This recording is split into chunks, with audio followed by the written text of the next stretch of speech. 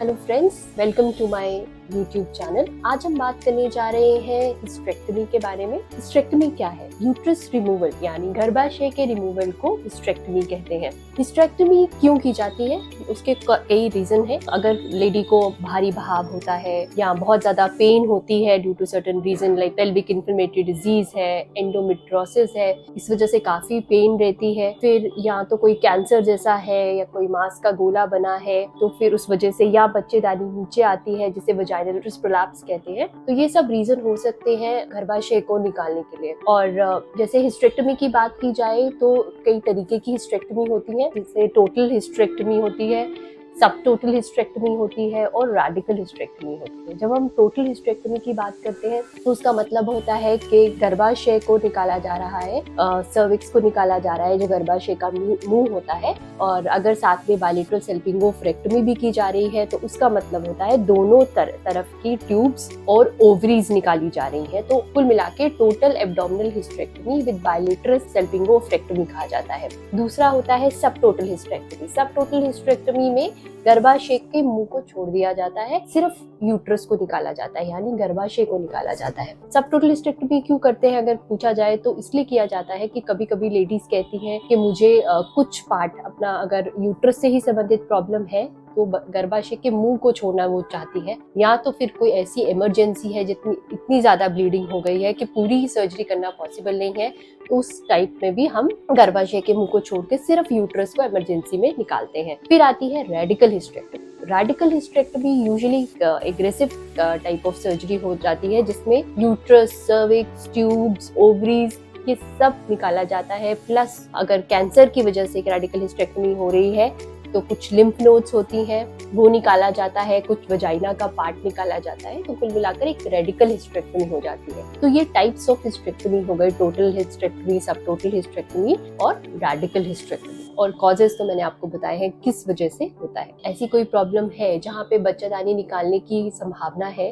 उस दौरान सर्जन आपको या गायनेकोलॉजिस्ट आपको और ऑप्शंस भी देते हैं, क्योंकि एक रिप्रोडक्टिव ऑर्गन है यूट्रस, तो गर्भाशय को बचा के अगर कोई और ऑप्शन है जो मेडिकली ट्रीटेड कंडीशंस हैं जहाँ पे आपका मेडिकली इलाज हो सकता है और सर्जरी अवॉइड की जा सकती है, तो अपने डॉक्टर से जरूर उन ऑप्शंस के बारे में डिस्कस करें कि किस तरीके से आप बच्चेदानी को बचाया जा सकता है। कुछ केसेस है जैसे कि कैंसर केसेस में बच्चेदानी को बचाने का ऑप्शन होता ही नहीं है, तो उन केसेस में तो बच्चेदानी निकलेगी ही। बट ऐसी कोई कंडीशन जैसे मैंने आपको बाहरी बहाव की प्रॉब्लम बताई है, पीआईडी की प्रॉब्लम बताई है, एंडोमेट्रोसिस है, इन कंडीशंस में आपका बच्चेदानी को बचाया जा सकता है और मेडिकली भी ट्रीट किया जा सकता है। तो ये सब ऑप्शंस आपको अपने डॉक्टर से जरूर डिस्कस कर लेनी चाहिए। फिर आ जाता है कि किस तरीके से बच्चेदानी को निकाला जा सकता है, कौन कौन से रूट्स है, कौन कौन से मोड्स ऑफ सर्जरी है जिससे आपकी बच्चेदानी निकलती है। जो डॉक्टर आप जब आपके सर्जरी के लिए तो कैसे कैसे आपकी बच्चेदानी निकाली जा सकती है,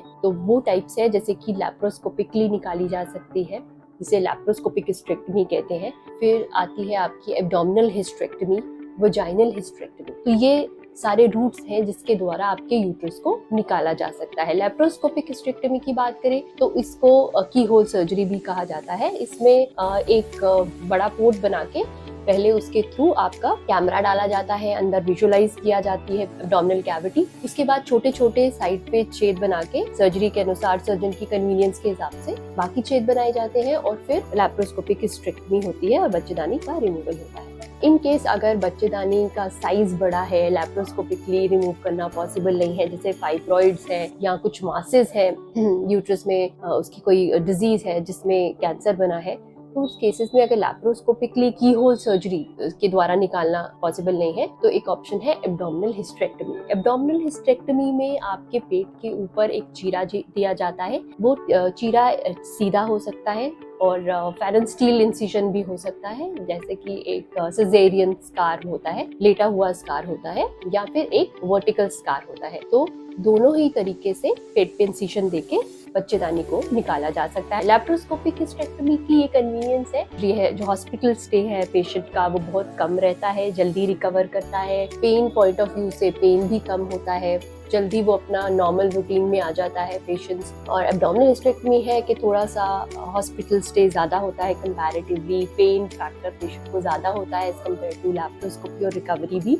ये कुछ डिफरेंसेस हैं दोनों सर्जरीज में। फिर है वजाइनल हिस्टेक्टोमी। वजाइनल हिस्टेक्टोमी में जहाँ यूट्रस का प्रोलैप्स है, बच्चेदानी नीचे आई है, बाहर की तरफ से आई है, तो वजाइनल हिस्टेक्टोमी की जा सकती है।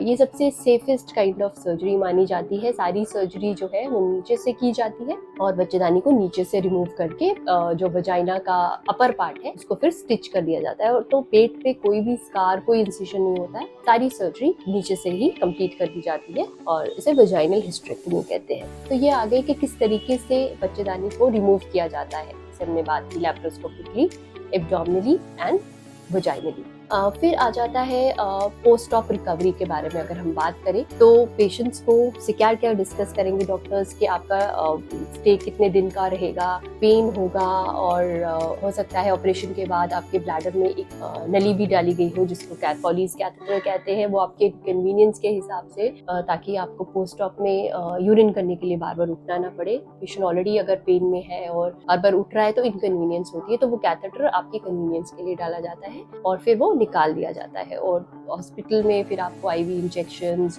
पेन किलर्स, एंटीबायोटिक ये सब दी जाती है। जब आपको डिस्चार्ज किया जाता है तो क्या डूज एंड डोंट्स हैं, जैसे कि भारी वजन ना उठाना, ये इसकी सलाह देते हैं डॉक्टर घर जाके। ये नहीं है कि आपको बेड रिडन रहना है, लेटे रहना है, क्योंकि आप ज्यादा लेटे रहेंगे तो डीप वेन थ्रोम्बोसिस जैसी प्रॉब्लम होने की खतरा होता है। तो आपको जो भी आप नॉर्मल एक्टिविटीज, नहाना धोना, ब्रश वगैरह, ये अपना नॉर्मल काम कर सकते हैं। हेवी वेट अवॉइड किया जाता है। जो फीमेल सेक्सुअली एक्टिव फीमेल्स को सेक्सुअल एक्टिविटी को थोड़ी देर मना किया जाता है। ना भी विजिटर्स हैं आपको मिलने आए उनको कम से कम आपके पास आए, ऐसा भी सलाह दिया जाता है। तो कुल मिला के ये सब है जो चीजें की जाती हैं जब यूट्रस का रिमूवल हो जाता है। यूट्रस रिमूवल की एक बार अगर हो जाता है तो जो चीजें समझने वाली बात है कि फिर वो फीमेल रिप्रोड्यूस नहीं कर सकती, वो बच्चा पैदा करने की उनमें क्षमता नहीं होती, वो बच्चा रख नहीं सकती क्योंकि यूट्रस रिमूव हो जाता है। दूसरा, आफ्टर यूट्रस रिमूवल जो है, जिन फीमेल्स में ओवरीज छोड़ी गई है, अगर हेल्दी ओवरीज है और ऐसी कोई फैमिली हिस्ट्री नहीं है जिसमें ओवरीज निकालने की जरूरत है,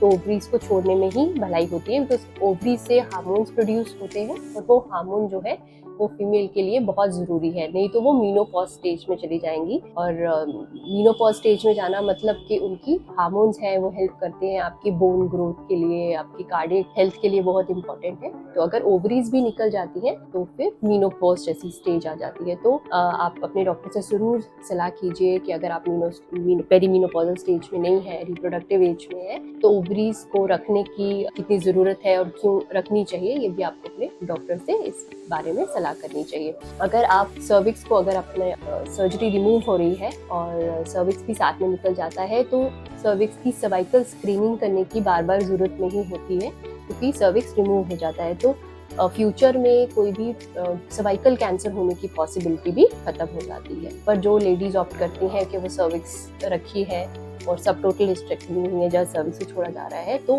उन केसेस में पैप स्मीयर जिसे कहते हैं सर्वाइकल स्क्रीनिंग, वो रेगुलरली होती रहनी चाहिए, बिकॉज सर्विक्स अभी भी अंदर पड़ा है। तो ये कुछ चीज़ें हैं जो लेडीज जिनकी हिस्टेक्टोमी हुई है या प्लान कर रही है उनको दिमाग में लेके चलना चाहिए। दोस्तों, आज हमने बात की है हिस्टेक्टोमी के बारे में, क्या टाइप्स हैं, क्या डूज एंड डोंट्स हैं आफ्टर सर्जरी, क्यों की जाती है।